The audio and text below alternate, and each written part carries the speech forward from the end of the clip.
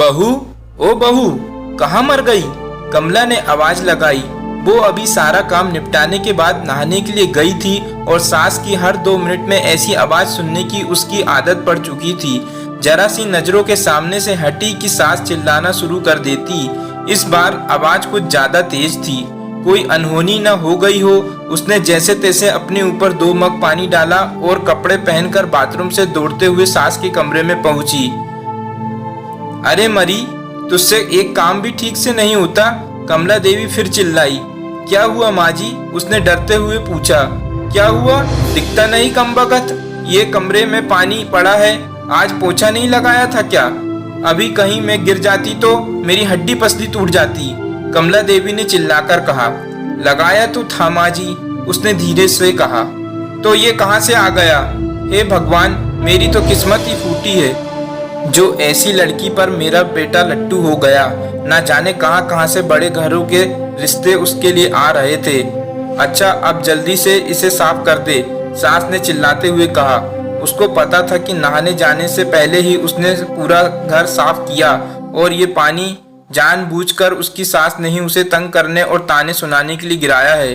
फिर भी उसने बिना कुछ बोले गिरे पानी को साफ कर दिया और अपने कमरे में आकर थोड़ा आराम करने बैठ गई और सोचने लगी सास की चिल्लाहट अब कौन से काम के लिए बुलाने वाली होगी। उसके लिए ये कोई आज की बात नहीं थी। जब से वो शादी कर इस घर में आई थी, उसके पति के ऑफिस जाते ही ये रोज का नियम था। आज किसी बात पर, कल किसी बात पर। बस उसकी सास को एक बहाना चाहिए था। अगर नहीं मिलता था तो बहाने बनाने की कला में वो माहिर थी। इस रोज रोज की किचकिच से अक्सर वो तंग आ जाती थी, पर कुछ पति के प्यार, कुछ सास की उम्र और कुछ घर की नई बहू होने की वजह से सब बर्दाश्त कर रही थी। उसे खुद ही समझ नहीं आ रहा था कि उसके खुद के वजूद में इतना परिवर्तन कब और कैसे आया। उसको यह भी याद नहीं कि कब उसके अपने घर में उसकी माँ या पिता ने उसे कभी उससे ऐसे सुर में बात की। अपने कॉलेज और स्कूल के समय तो वो बिंदास लड़कियों में से एक थी।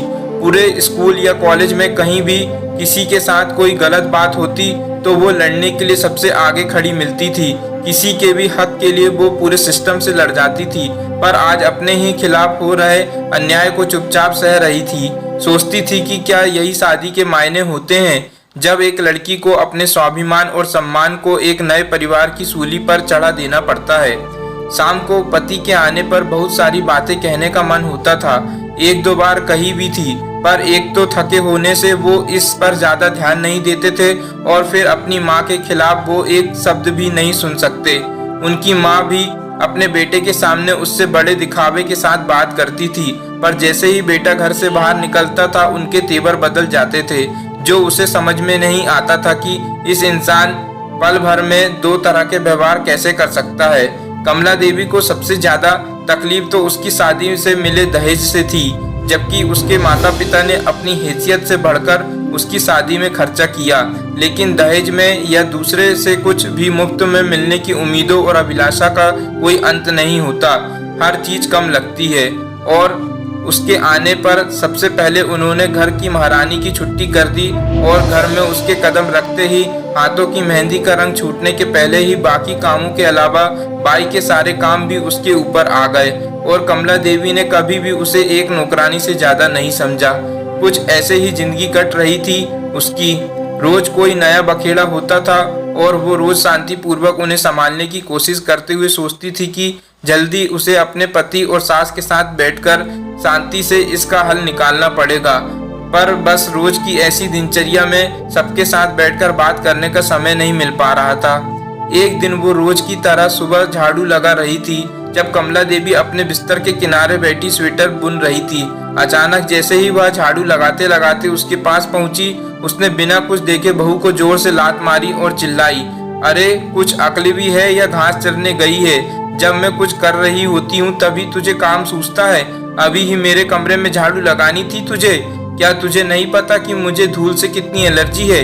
ये आज का नया बहाना था उसे तंग करने का, क्योंकि घर में रोज ही ऐसे ही काम होते थे और इससे पहले कभी भी ऐसी कोई बात नहीं हुई थी।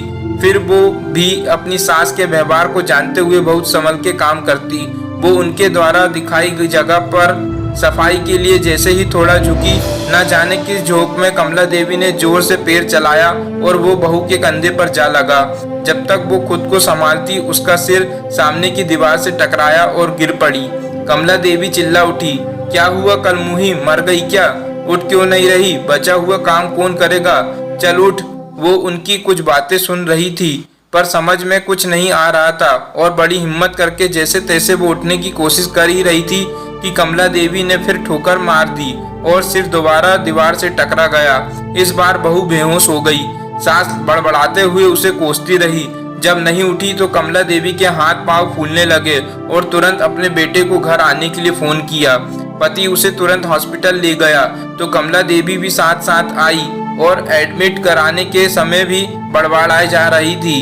सब पता है इसके प्रिय चरित्र का, सब करके कराने के और मुझे तंग करने के नाटक है, जिससे घर में कोई काम न करना पड़े और हम सब इसकी सेवा करें। यूं तो उसका बेटा काफी दिनों से घर में चल रहे सब देख रहा था और समझ रहा था, पर आज माँ के ऐसे व्यंग देखकर कुछ ज्यादा ही परेशान हो गया। लेकिन इस समय उसे अपनी पत्नी की जान बचाने की पड़ी थी। डॉक्टर की तमाम कोशिशों के बावजूद सिर के अंदर कोई नस फट जाने से पहले तो वो कुछ दिन कोमा में रही और अगले एक ही सप्ताह में उसने दुनिया छोड़ दी। वक्त के साथ साथ बातें कहाँ छुपती हैं। धीरे धीरे पड़ोसियों की जुबान पर उसके प्रति और कमला देवी के बुरे बर्ताव की बातें सामने आने लगी, जिसमें कमला देवी के बेटे का नाम भी आ जाता था। और जब उसको लेकर बातें कुछ ज्यादा बढ़ने लगी तो उनसे तंग आकर एक दिन कमला देवी के एक लौते बेटे ने पंखे से लटककर सुसाइड कर ली। अब पूरे घर में दिन भर सन्नाटा रहता। कमला देवी कुछ दिनों तक लोगों को दिखाई पड़ती रही और अक्सर घर के अंदर से उसकी आवाजें सुनाई पड़ती थी। अरे कलमुही, कहाँ मर गई? मेरे बेटे को भी साथ ले गई। जल्दी आजा, घर बहुत गंदा पड़ा है, चल थोड़ा झाड़ू पोछा कर दे। फिर उसी लय में रोते रोते उसकी आवाज सुनाई पड़ती। बहुत अच्छी बहू थी, कभी शिकायत नहीं करी उसने। अभी अस्पताल में है, इलाज चल रहा है। मेरी वजह से उसका सिर फट गया था ना। मेरे बेटे भी उसी के पास है, लेकिन अब तो वो ठीक हो गई होगी। अरे कोई तो उन दोनों को वापस ले आए। अब की बार उसे कुछ नहीं कहूंगी। कुछ दिनों के बाद पता लगा कि उसके किसी दूर के रिश्तेदार ने उस मकान को औने पौने दामों में किसी को बेच दिया था, क्योंकि कमला देवी के पागल खाने में भर्ती होने के बाद उस मकान को देखने वाला कोई नहीं बचा था। दोस्तों, यदि कहानी अच्छी लगी हो तो लाइक, शेयर और कमेंट्स करें और चैनल को सब्सक्राइब जरूर करें। तो मिलते हैं अगले वीडियो में, तब तक के लिए take care and bye bye.